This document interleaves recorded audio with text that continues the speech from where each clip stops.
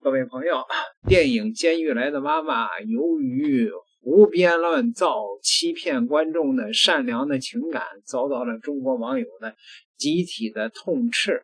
有網友呢是越扒越有，好家伙呀！今兒來說點大家都不知道的吧。這個團隊啊，堪稱是顏色革命的小組啊。從這個導演以前的時候就曾是下半身詩人的擁躉。那位说什麼叫下半身詩人？你在我的節目裡一會兒我給你細說啊。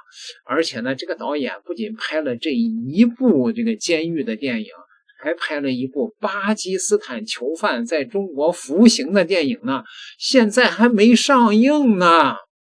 好吧，咱們先来看看啊，這個導演啊，早年間混迹詩歌圈，這個詩歌圈裡有一派叫下半身詩人。然後呢，這個導演呢，當時呢，在這個詩歌圈裡的一次比賽上，把這個一把好乳，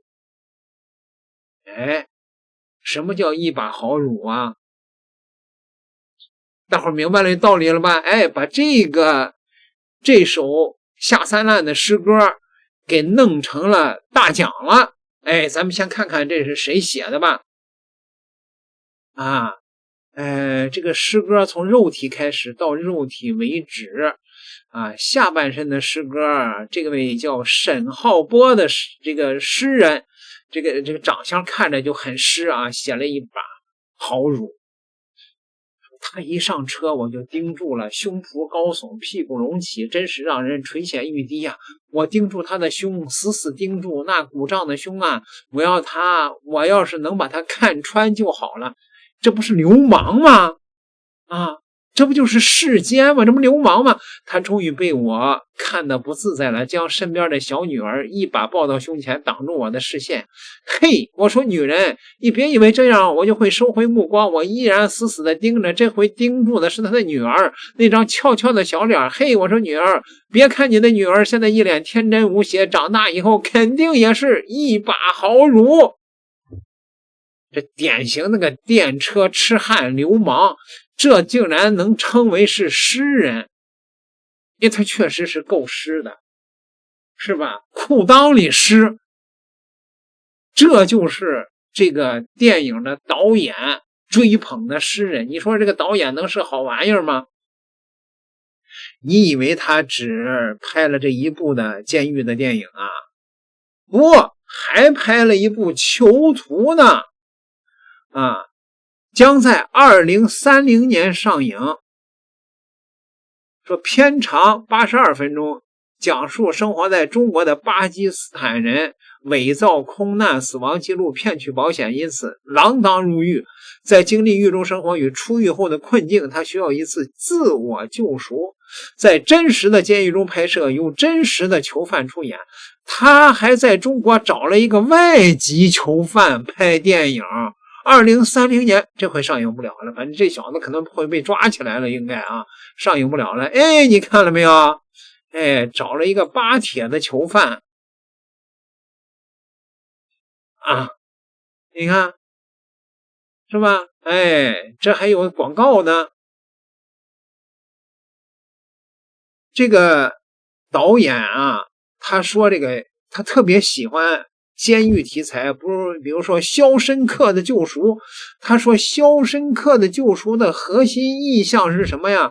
肛門。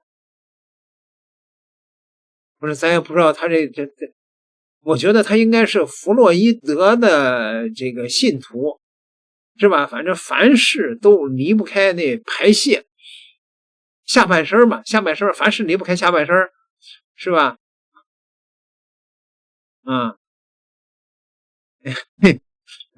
這個導演號稱是詩人當然也是下半身詩人了中國的網友說，強烈請求有關部門嚴懲秦小雨及有關人員淨化社會。說點大家都不知道的吧。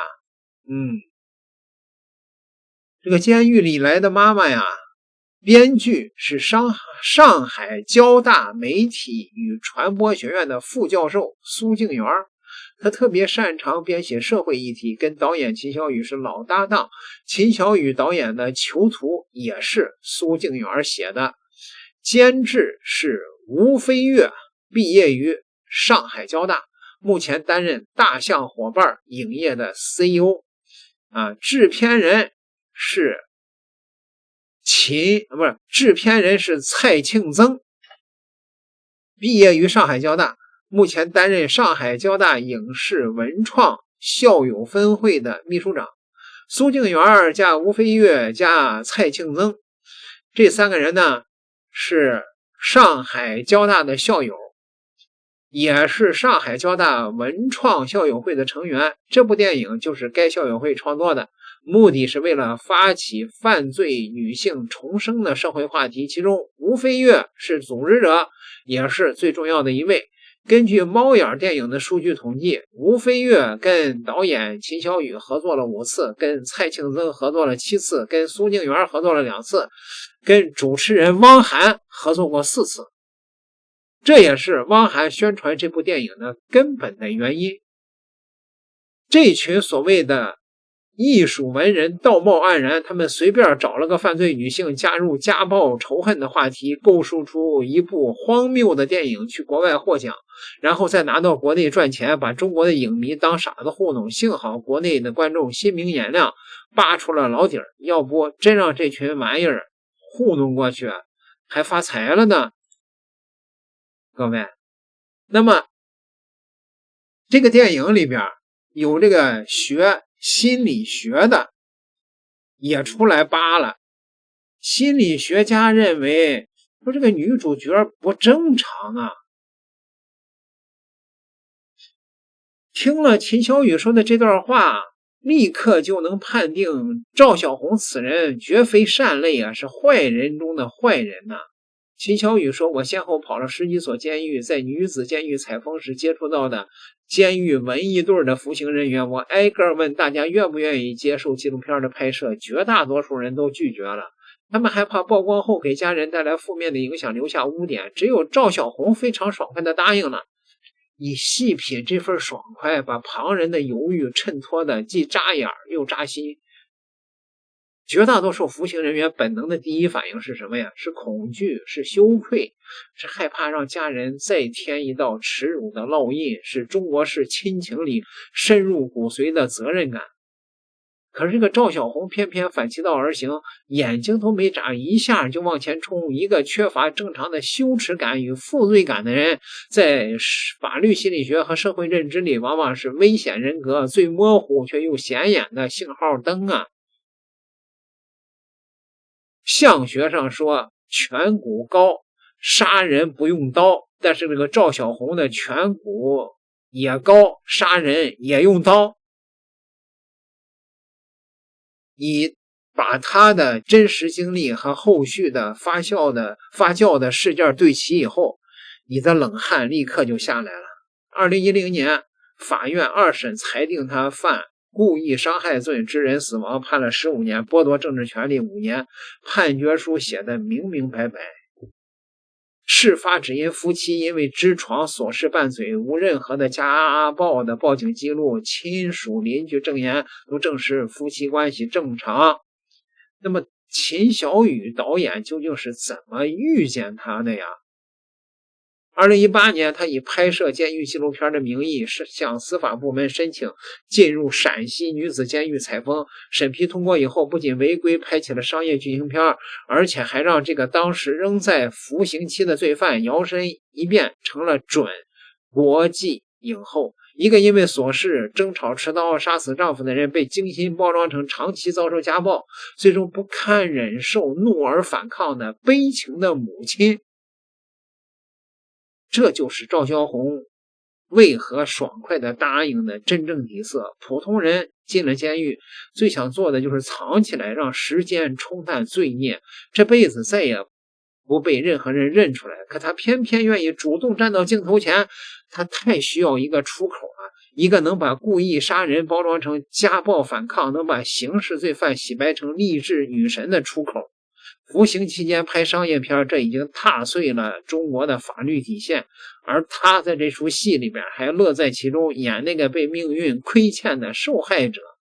心理學裡有一個經典場景叫陌生人困境，一個人對陌生突如其來的請求反應越快，答應越爽快，越可能隱藏反常的動機。事實上，有反社會傾向的人不只是共情能力低，他們甚至是很難體會旁人的痛苦和恥辱感，做事只看利弊，不顧及是非。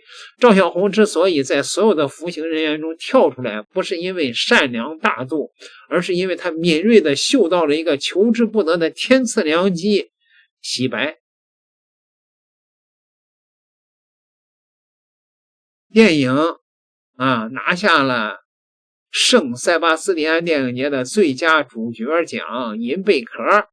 主創團隊甚至還想讓他在5月30號在中國公映。一個殺死丈夫的真實的重刑犯親自出演因反抗家暴而誤殺的悲情角色，拿下了國際影后。